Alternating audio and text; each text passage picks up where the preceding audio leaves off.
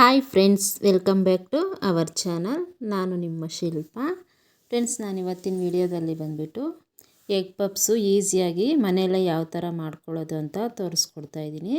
ಇದಕ್ಕೆ ಓವೆನ್ ಇಲ್ಲ ಅಂದರೂ ಕೂಡ ಆರಾಮಾಗಿ ನಾವು ಮನೇಲಿ ಮಾಡ್ಕೊಳ್ಬೋದು, ಈಸಿಯಾಗಿ ಮಾಡ್ಕೊಳ್ಬೋದು.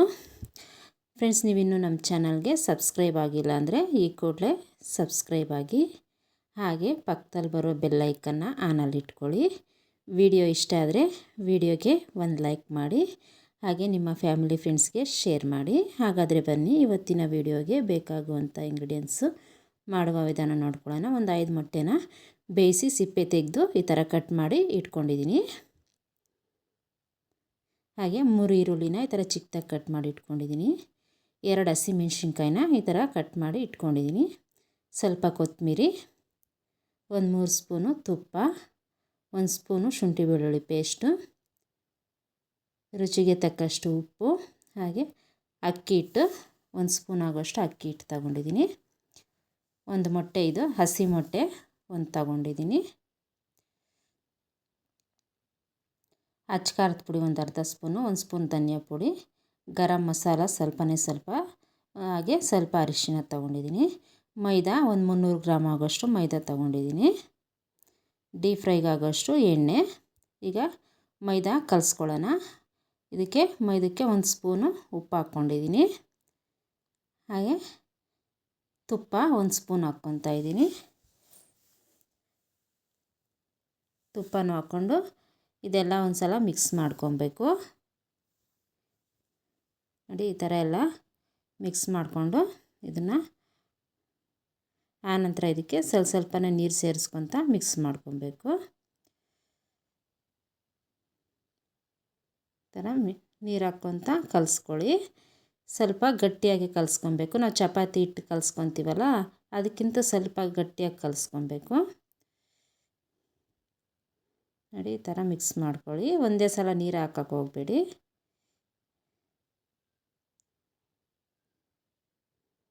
ಈ ಥರ ಚೆನ್ನಾಗಿ ನಾದ್ಕೊಳ್ಳಿ. ನೋಡಿ, ಈ ಥರ ಕಲಿಸ್ಕೊಳ್ಳಿ. ಸ್ವಲ್ಪ ಗಟ್ಟಿನೇ ಇರಲಿ. ನೋಡಿ, ಈ ಥರ ಕಲಿಸ್ಕೊಳ್ಳಿ. ಈ ಥರ ಕಲಿಸ್ಕೊಂಡು ಇದನ್ನು ಚೆನ್ನಾಗಿ ನಾದ್ಕೊಬೇಕು. ನೋಡಿ, ಈ ಥರ ಶೆಲ್ಪ್ ಕಲ್ ಮೇಲೆ ಈ ಥರ ಚೆನ್ನಾಗಿ ನಾದ್ಕೊಳ್ಳಿ. ಈ ಥರ ನಾದ್ಕೊಳೋದ್ರಿಂದ ಪದರ ಪದರವಾಗಿ ಬರುತ್ತೆ ಎಗ್ ಪಪ್ಸು. ನೋಡಿ, ನಮಗೆ ಎಷ್ಟು ನಾದಕ್ಕಾಗುತ್ತೋ ಅಷ್ಟು ಈ ಥರ ನಾದ್ಕೊಳ್ಳಿ ಚೆನ್ನಾಗಿ. ಈ ಥರ ನಾದ್ಕೊಂಡು ಈಗ ಇದನ್ನು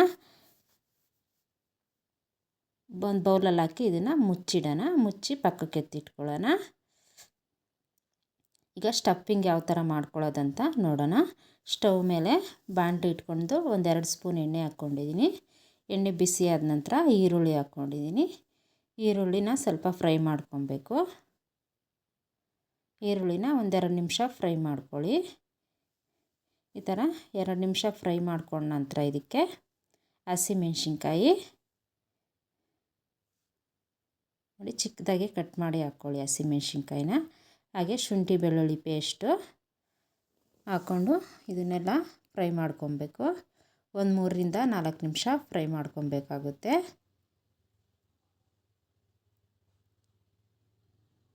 ಈ ಥರ ಫ್ರೈ ಮಾಡಿಕೊಂಡು ಈಗ ಇದಕ್ಕೆ ಅಚ್ಚ ಖಾರದ ಪುಡಿ, ಧನಿಯಾ ಪುಡಿ, ಗರಂ ಮಸಾಲ, ಅರಿಶಿನ ಹಾಕ್ಕೊತಾ ಇದ್ದೀನಿ. ಇದನ್ನೆಲ್ಲ ಹಾಕ್ಕೊಂಡು ಇದನ್ನು 2-3 ನಿಮಿಷ ಫ್ರೈ ಮಾಡ್ಕೊಬೇಕು. ನೋಡಿ, ಈ ಥರ ಫ್ರೈ ಮಾಡಿಕೊಂಡು ಇದಕ್ಕೆ ಆನಂತರ ಒಂದು ಮೊಟ್ಟೆ ಹಾಕ್ಕೊಬೇಕು.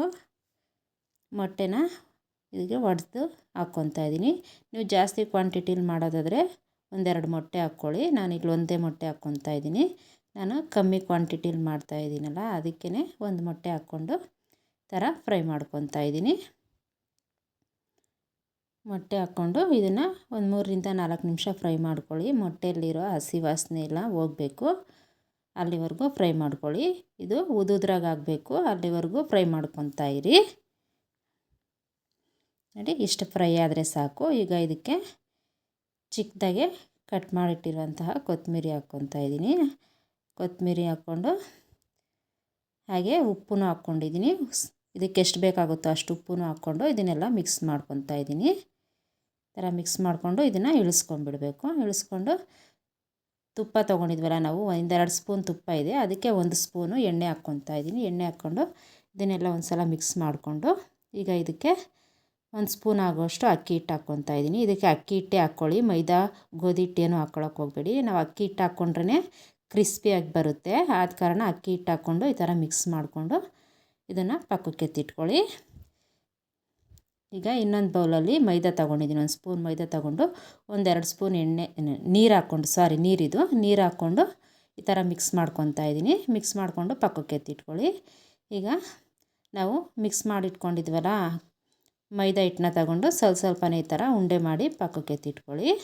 ನೋಡಿ, ಈ ಥರ ಸ್ವಲ್ಪ ದಪ್ಪಕ್ಕೆ ಮಾಡ್ಕೊಳ್ಳಿ ಉಂಡೆನ. ನಾವು ಚಪಾತಿಗೆ ಮಾಡ್ತೀವಲ್ಲ ಅದಕ್ಕಿಂತ ದಪ್ಪಕ್ಕೆ ಮಾಡ್ಕೊಳ್ಳಿ. ನೋಡಿ, ಈ ಥರ ಒಂದು 5 ಉಂಡೆ ಮಾಡಿಕೊಂಡು ಪಕ್ಕಕ್ಕೆ ಎತ್ತಿಟ್ಕೊಂಡಿದ್ದೀನಿ. ಈಗ ಒಂದೊಂದೇ ಉಂಡೆ ತಗೊಂಡು ಇದನ್ನು ಲಟ್ಟಿಸ್ಕೊಬೇಕು. ನೋಡಿ, ಈ ಥರ ನಾವು ಚಪಾತಿ ಲಟ್ಟಿಸ್ತೀವಲ್ಲ ಅದಕ್ಕಿಂತ ಸ್ವಲ್ಪ ತೆಳ್ಳಕ್ಕೆ ಲಟ್ಟಿಸ್ಕೊಬೇಕು. ನೋಡಿ, ಈ ಥರ ಲಟ್ಟಿಸ್ಕೊಂಡು ಇದನ್ನು ಒಂದು ಪ್ಲೇಟಲ್ಲಿ ಹಾಕಿ ಪಕ್ಕಕ್ಕೆ ಎತ್ತಿಟ್ಕೊಳ್ಳಿ. ಇದೇ ಥರ ಎಲ್ಲ ಚಪಾತಿನೂ ಲಟ್ಟಿಸ್ಕೊಬೇಕು.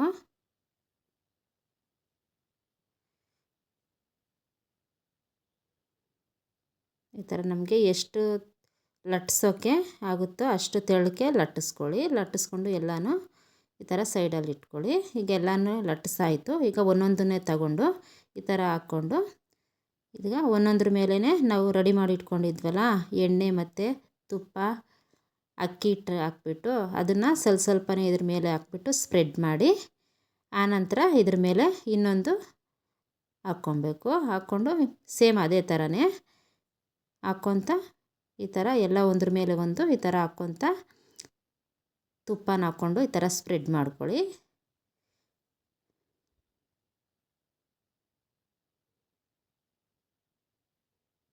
ಈ ಥರ 5 ಇದೇ ಥರ ಹಾಕ್ಕೊಳ್ಳಿ.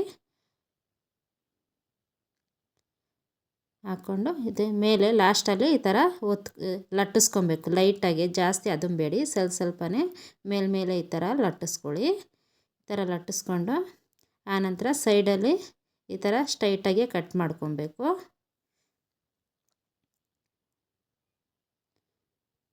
ಈ ಥರ ಕಟ್ ಮಾಡಿ ಪಕ್ಕಕ್ಕೆ ಎತ್ತಿಟ್ಕೊಳ್ಳಿ. ಅದು ಕಟ್ ಮಾಡಿರೋದು ಲಾಸ್ಟಲ್ಲಿ ಬೇಕಾದರೆ ನಾವು ಸ್ವಲ್ಪ ಉಪ್ಪು ಖಾರ ಹಾಕಿ ಲಟ್ಟಿಸ್ಬಿಟ್ಟು ಚಿಕ್ಕದಾಗಿ ಕಟ್ ಮಾಡಿ ಎಣ್ಣೆಲಿ ಹಾಕಿ ಡೀಪ್ ಫ್ರೈ ಮಾಡ್ಕೊಬೋದು. ತುಂಬಾ ಚೆನ್ನಾಗಿರುತ್ತೆ ತಿನ್ನೋದಕ್ಕೆ, ಅದು ಏನು ವೇಸ್ಟ್ ಆಗೋಲ್ಲ. ಆ ಥರ ಮಾಡ್ಕೊಳ್ಳಿ, ಚೆನ್ನಾಗಿರುತ್ತೆ. ನೋಡಿ, ಈ ಥರ ಎಲ್ಲನೂ ಕಟ್ ಮಾಡಿಕೊಂಡು ನಮಗೆ ಎಗ್ ಪಪ್ಸಿಗೆ ಯಾವ ಸೈಜಿಗೆ ಬೇಕೋ ಆ ಸೈಜಿಗೆ ಈ ಥರ ಕಟ್ ಮಾಡ್ಕೊಬೇಕು. ನೋಡಿ, ವಿಡಿಯೋದಲ್ಲಿ ತೋರಿಸ್ತಾ ಇರೋ ಥರ ಕಟ್ ಮಾಡ್ಕೊಳ್ಳಿ.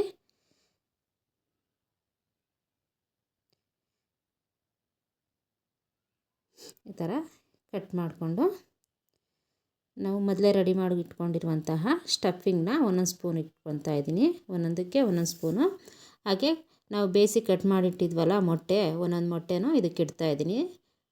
ಕಟ್ ಮಾಡಿಟ್ಟಿರುವಂತಹ ಹಾಫ್ ಮೊಟ್ಟೆನ ಎಲ್ಲದಕ್ಕೂ ಒಂದೊಂದು ಈ ಥರ ಇಟ್ಕೊಂಡು ಹೋಗ್ತಾಯಿದ್ದೀನಿ. ನೋಡಿ, ಎಲ್ಲನೂ ಈ ಥರ ಇಟ್ಕೊಂಡು ಆನಂತರ ನೋಡಿ ಈ ಥರ ಮೈದಾ ಕಲಸಿಟ್ಕೊಂಡಿದ್ವನ ಅದನ್ನು ಇದಕ್ಕೆ ಅಪ್ಲೈ ಮಾಡ್ಕೊಬೇಕು. ಸುತ್ತಲೂ ಈ ಥರ ಅಪ್ಲೈ ಮಾಡ್ಕೊಳ್ಳಿ.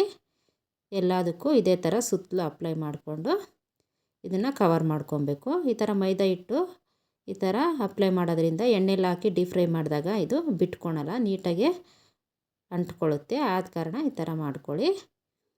ನೋಡಿ, ಈ ಥರ ಕವರ್ ಮಾಡ್ಕೊಬೇಕು. ಈ ಥರ ಸುತ್ತಲೂ ಈ ಥರ ಅದುಮ್ಕೊಳ್ಳಿ.